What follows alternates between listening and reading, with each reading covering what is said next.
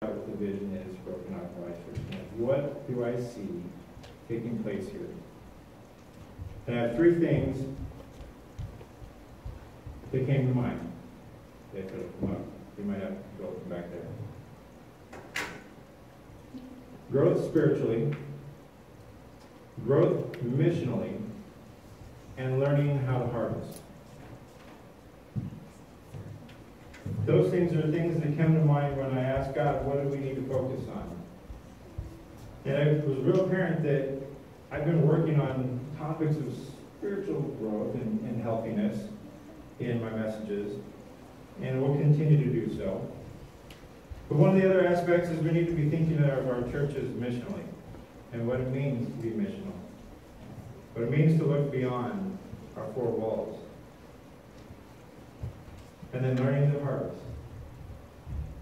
The importance of learning to harvest. Anybody here ever worked on a farm? I do. It's a lot of hard work. So those are some of the main visions over the next few months we're going to accomplish together. We're going to grow together on them. It's going to be a lot of learning. And I'm really excited about it because now this is our focus. This is what we're going to be working towards. So this morning's message is going to be in John chapter 4. So if you want to be there ahead of time. And I have the 3x5 cards today. We're going to have some group participation today. So I'm going to hand out some 3x5 cards. And if I could have a couple of girls over here, should we have to pass those out? That'd be great. If I need a pen or a pencil, I've got a few there. These are going to come into play a little bit later, and we'll be utilizing them.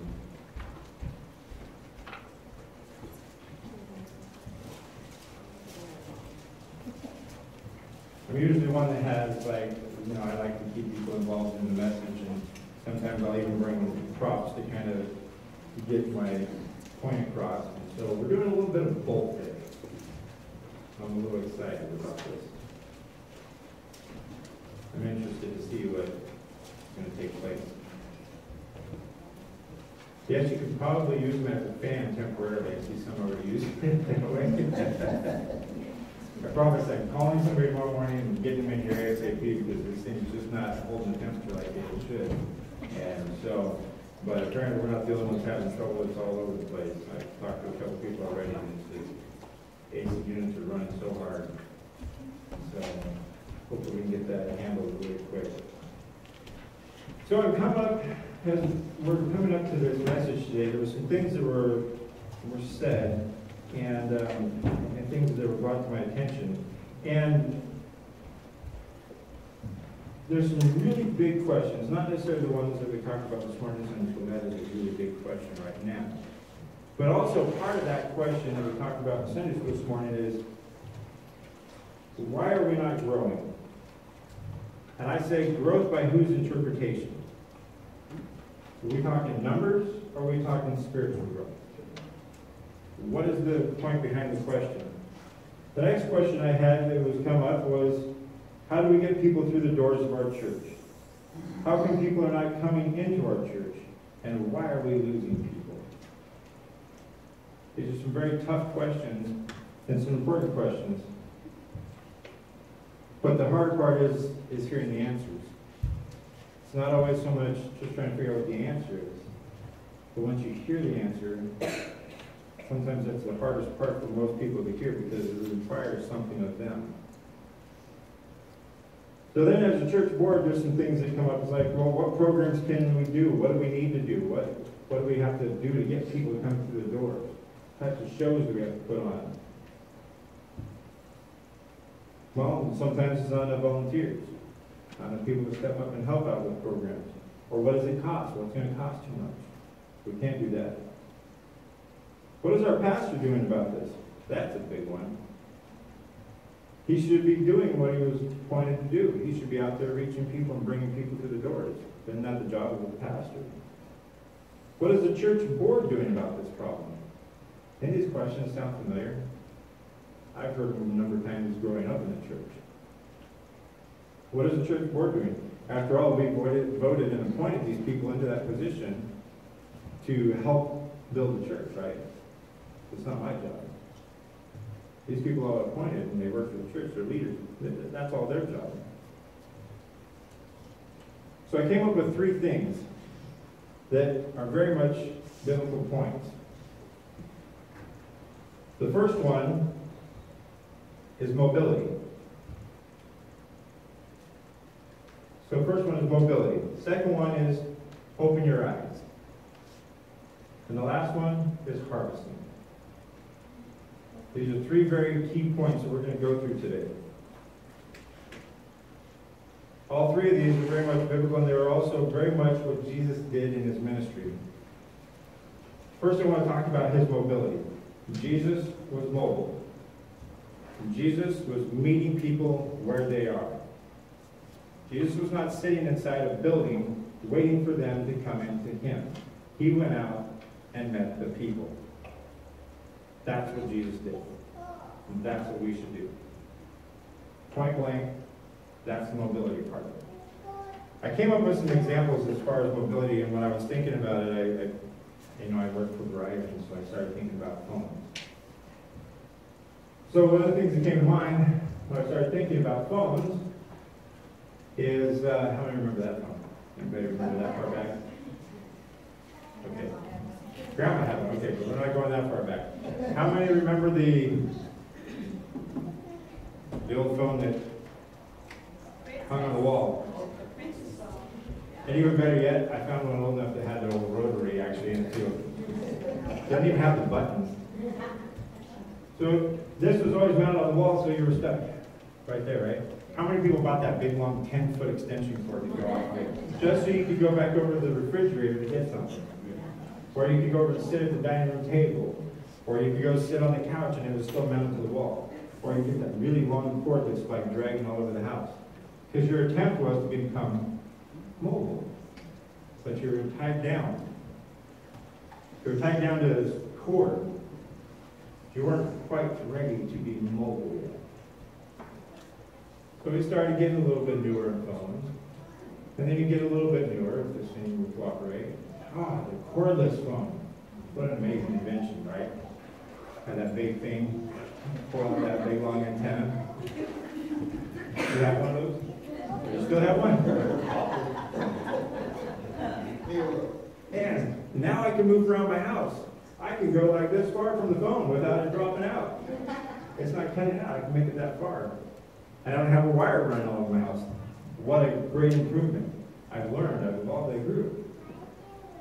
Then, now you got cordless phones that goes too fast.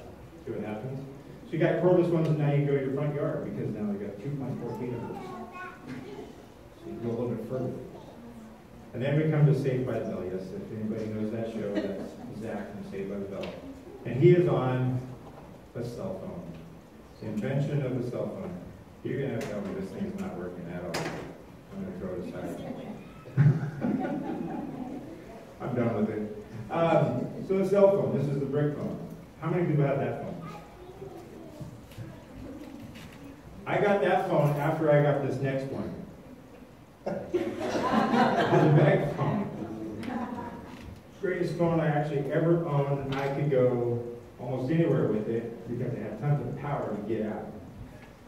So I love that phone. And I actually had it up until just a couple of years ago, and I think I got rid of it somewhere along the line finally. But it worked. They have them in the car, you have them in the bag, you throw it over your shoulder like a purse, and you take off, and there you go, you got a phone. And a big camcorder battery, you had to make sure it was charged, right? So then the cell phones continue to evolve, and now we have smartphones. Phones kind of grew up, and now you have all the information at your fingertips. So all kinds of things you can be ready for.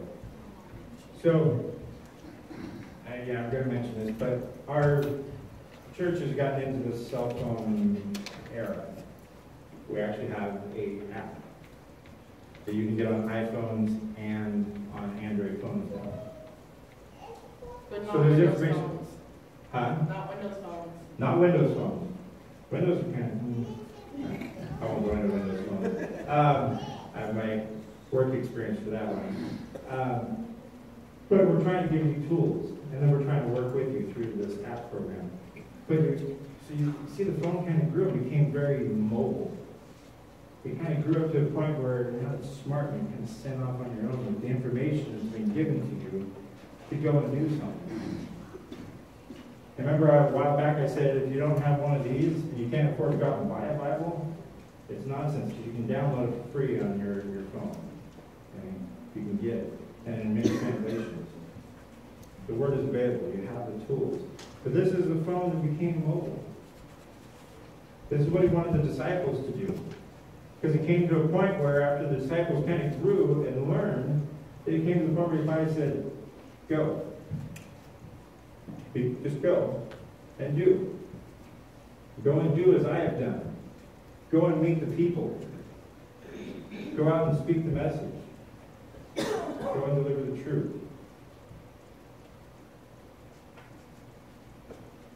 As much as we love talking about funny things like phones, this is the truth of it. So in chapter 4 of John, it's a very familiar story, but I'm not going to read the entire first portion, 1 through 26. We're going to summarize a bit. This is the story of Jesus talks to the Samaritan woman at the well.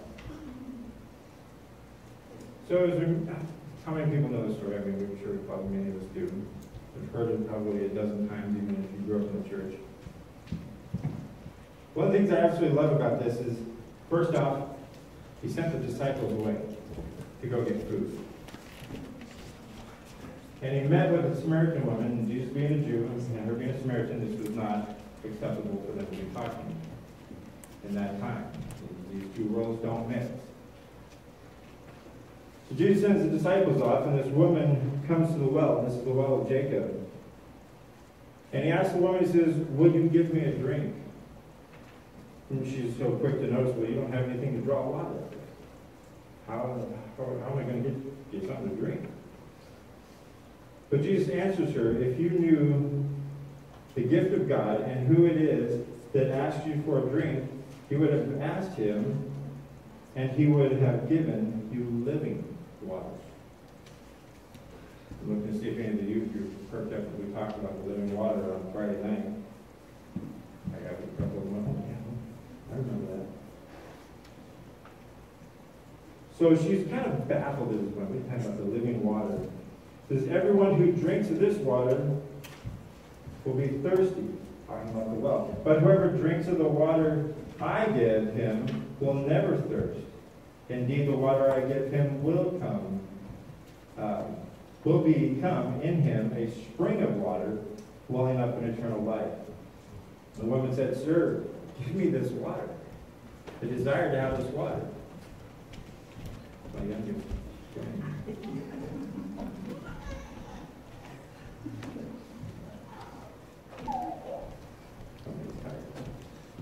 But she desires to have this water. What is this water you speak of, sir? Remember, she doesn't know who this guy is yet.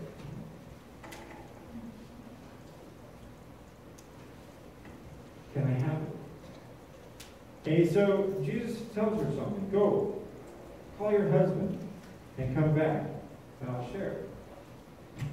But I have no husband, she replies, and he says, you're right when you say you have no husband. The fact is, you have had 5 husbands, and the man you now have is not your husband. What you have just said is quite true. Sir, the woman, I can see that you are a prophet. Our fathers worshipped on this mountain, but the Jews claim the place where we must worship is in Jerusalem. Jesus declared, believe me, woman, a time is coming when you will worship the Father neither on this mountain nor in Jerusalem. The Samaritans worship what you do not know. We worship what we do know. For salvation is from the Jews. Yet a time is coming, and has now come, when the true worshipers will worship the Father in the Spirit and in truth. For they are the kind of worshipers the Father seeks. God is Spirit, and his worshipers must worship in the spirit of truth. At that moment, the woman had her eyes open. She saw him. She said, there's somebody who is supposed to come and explain this. And he looks at it and says, I who speak am he. Revealing himself, revealing Jesus to somebody who we say is a sinner that we're not supposed to hang out with, that we're not supposed to associate. In that world, that's what they said. I love that story. But what comes next, I think, is one of the most key parts of the story, which I have not heard mentioned often. And that is the part when the disciples come back. We know the woman leaves, right? She drops the bucket and she's gone. She didn't even get any water. There's something else was more important to talk about than a bucket of water.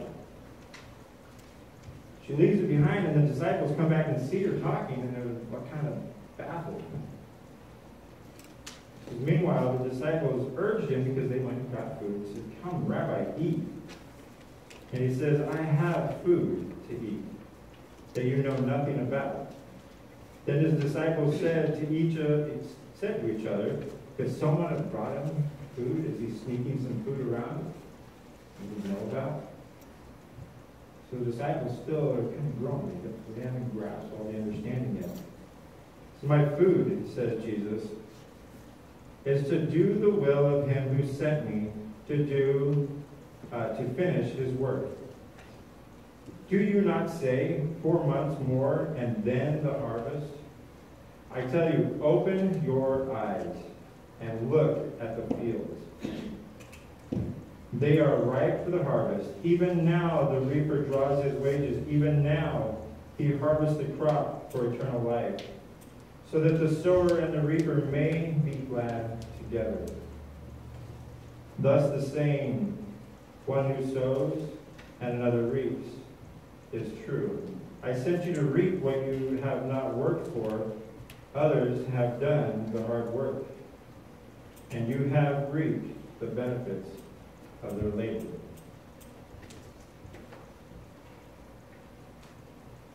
Jesus says, open your eyes.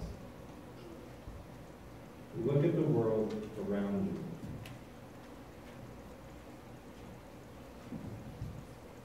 When I tend to read and study, I begin to relate things a lot of times to life experiences and things that I've been through. And of course that comes out in things to talk about here. And basically what I thought about not being able to see, I had my eyes dilated. That's not fun.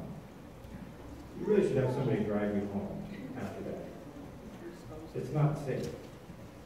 We lived in Okanogan, and when they were doing this construction out here, I had to drive through a construction zone in a narrow path with impaired vision because I couldn't see clearly. I needed to be able to see what was before me, but I couldn't see. And it was a moment of truth when it finally cleared up. Well, you want to talk about putting glasses on and you can see clearly. But that's how I understood it. That's how I could see this.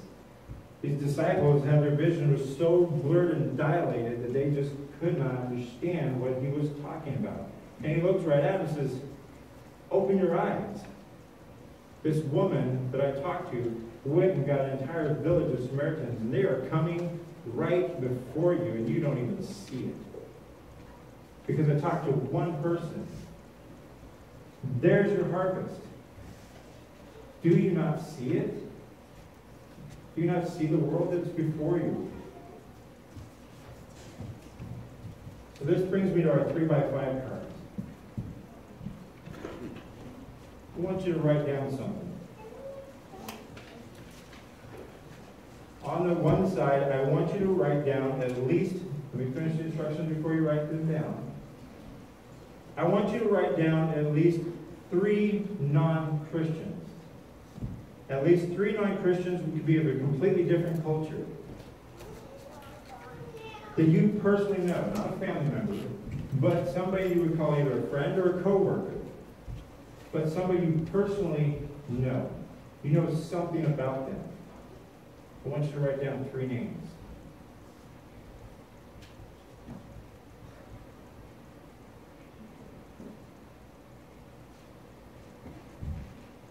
while you're writing those 3 names down, what do you know about them?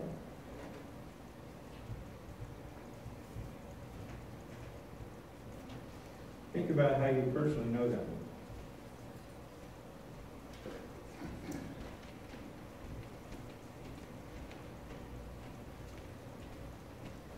And I'm going to ask, of course, do you keep this card as a reminder?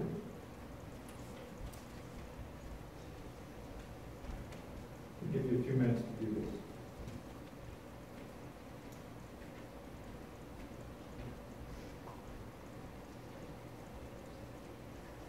And don't take what I'm about to say the wrong way, but if you're not able to,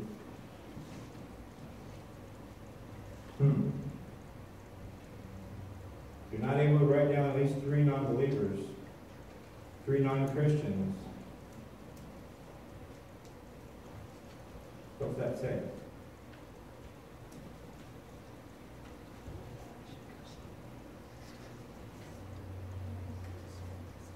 You're not out there mobile. You're not making relationships and connecting.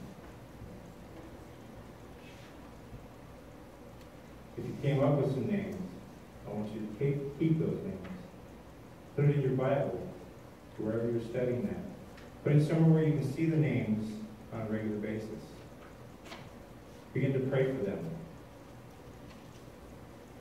Begin to build and develop that relationship with them. Doesn't necessarily, I'm not saying you have to go down and sit and crack open the Bible and begin to just tell them about Jesus. I'm not saying that you have to go out and do that. But what I am saying is that you be like Jesus.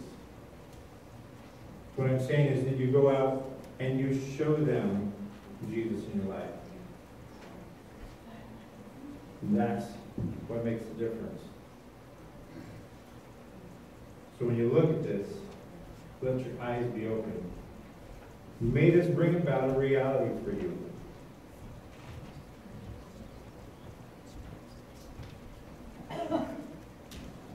Anybody got some more names to go right now? You can write more than 3.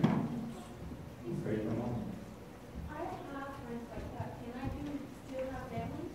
You can add family. I'll let you add family.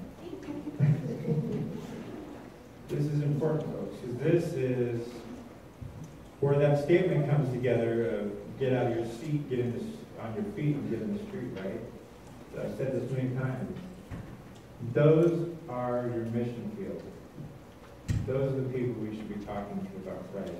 As much as it is great that we come together as believers and fellowship together and share this time of growing and learning, but the field is out there. Brings me to the last word, harvest. Now that your eyes are being opened, now that you're beginning to see how this passage unfolds and see what it is that Jesus calls us to do, Jesus says, look before you at the names on your list. Disciples who look at the field of people walking towards you that are lost. I asked earlier who has worked on a farm. Anybody ever worked in a packing shed during harvest? Do you think it's hot in here? This ain't nothing. I worked in Dinuba, California, in a packing shed down there all through high school. In my summertime, I worked out there. And this was an open shed with just big steel roof over us. So at least we got airflow. That was the plus side, because California summers are not all that different than here. Just not quite as dry. At least in the San Joaquin Valley. But I started out as just a guy that folded boxes, took boxes, stacked them on a pallet.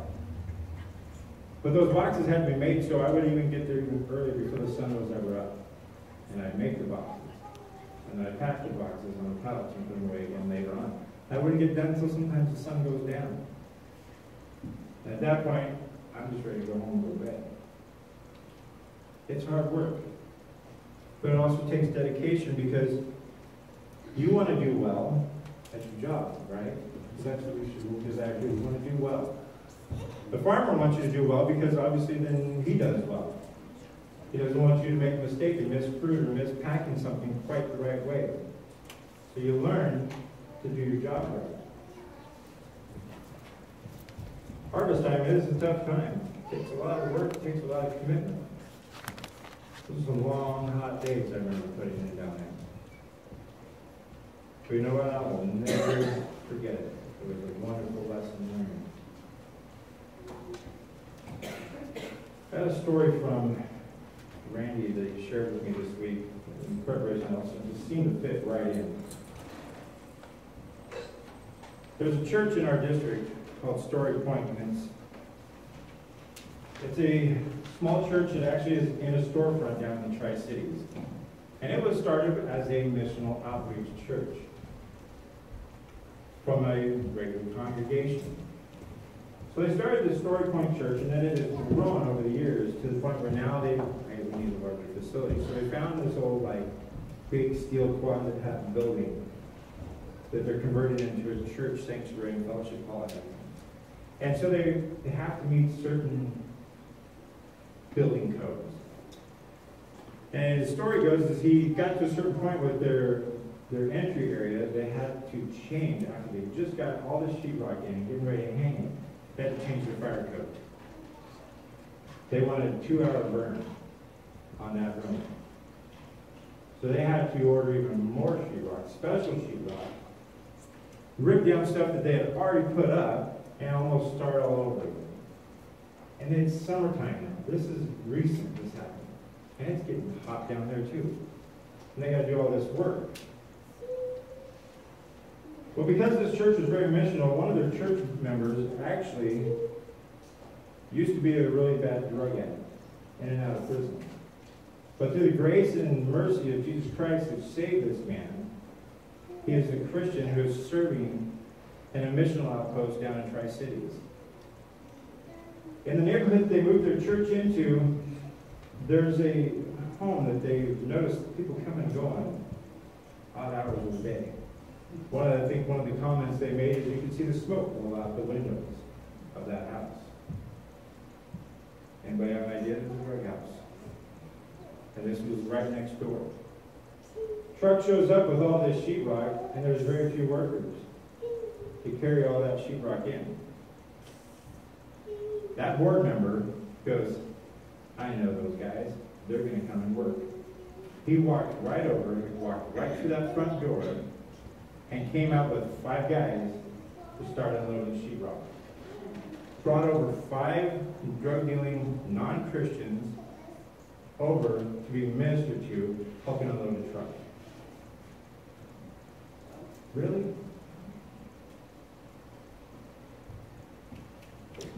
So then the story goes on, is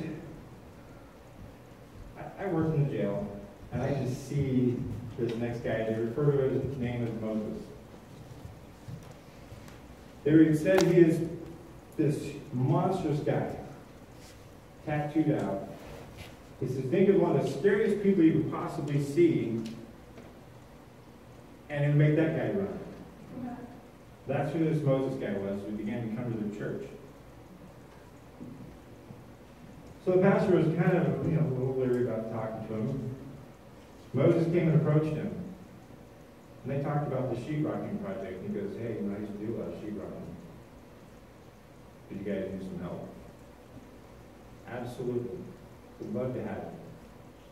Began helping them hang sheetrock. So during the entire time while they were hanging sheetrock, it took a long time and a lot of work.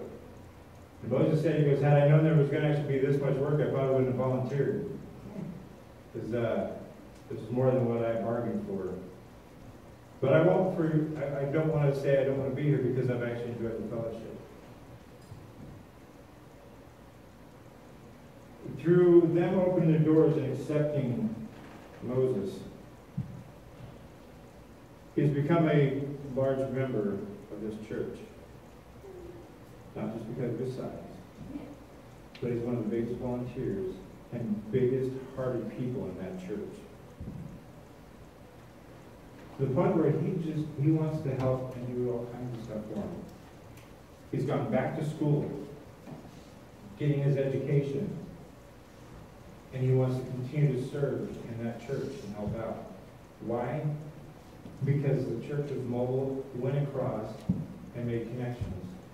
Because they were open to somebody of a different culture than they. When I say different culture, it could be a white person, black person, black person. But they live two different worlds. That's a cultural clash. I don't care what the race is. I don't care what the culture is. Neither did Jesus. It didn't matter to him. He was out there. He was mobile. He was ready to harvest. He taught his disciples the same thing. He says, look, folks, open your eyes. Do you not see what is happening? We talked very deeply about some pretty tough topics in Sunday school this morning. I'm not going to dive into it. I have my own personal things I'm praying and dealing with on it and working through. But the harvest is huge. And it doesn't start with me. It doesn't start with the church board. It isn't our job. It's all of our jobs. It's every single person in here to go out and share something about Christ and just be Christ to them. Do we get it? The harvest is there. I love that song, These Are the Days of Elijah, because wife asks us, what's the message about? What type of song this is? You can find anything that says about being mobile, about harvesting, about just ministering to people that way. That's what I want. And she picked that song, was in there. Love that song. Because these are the days of great harvest. Our world is filling up with hopelessness. But those that believe know there is hope.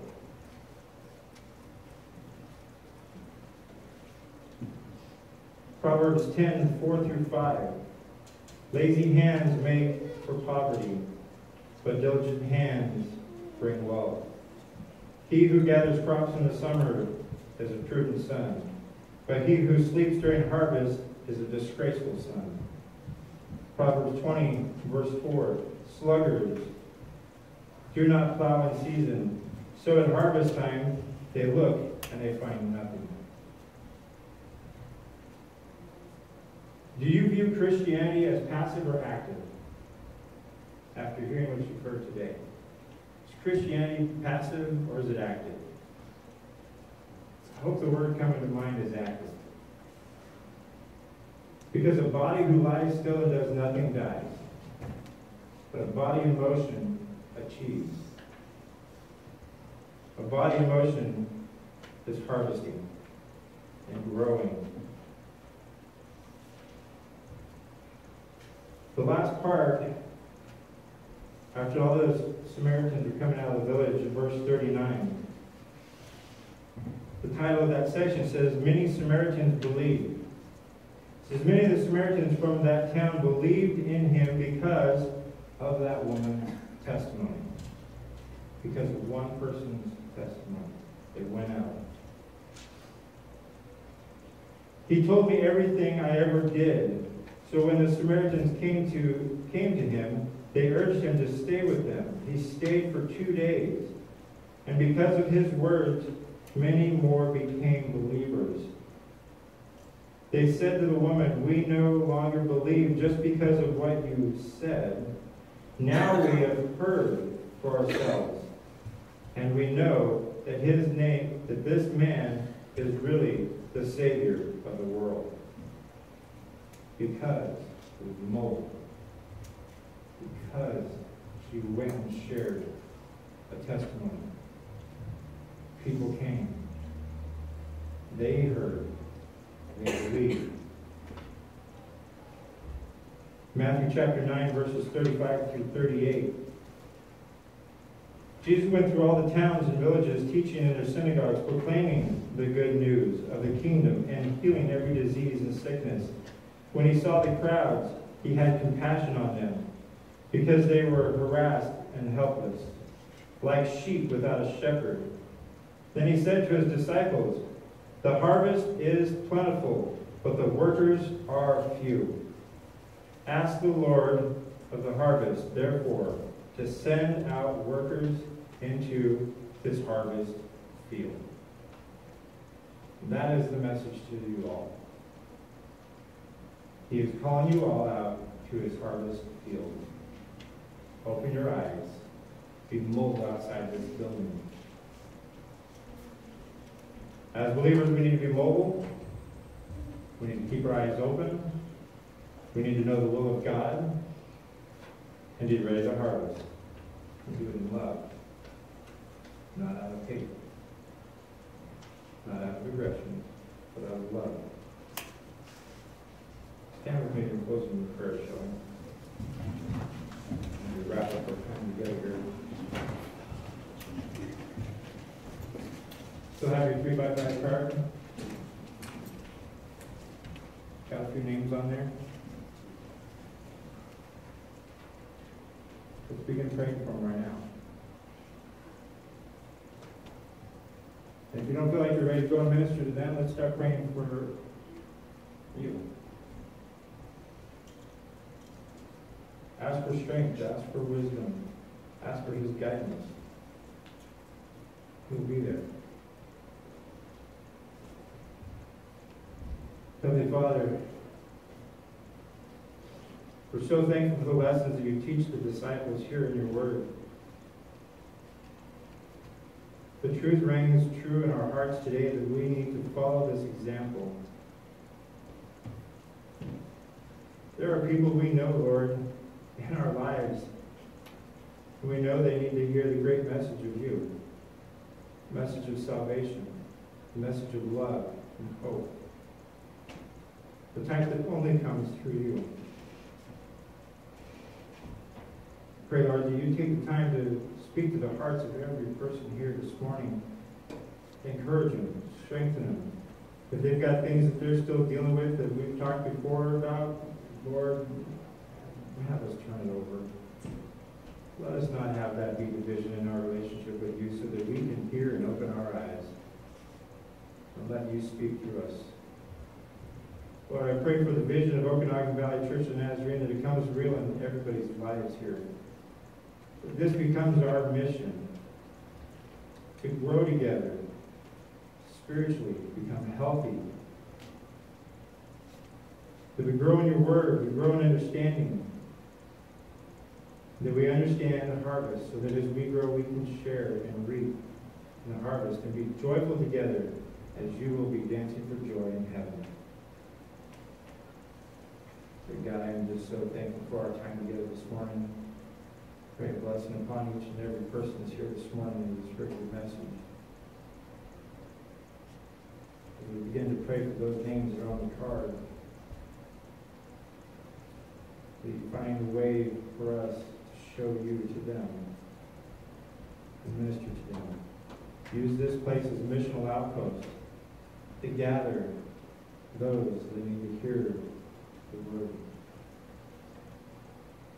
We praise you and thank you in everything that you've done for us and continue to do for us. In your precious holy name. Amen.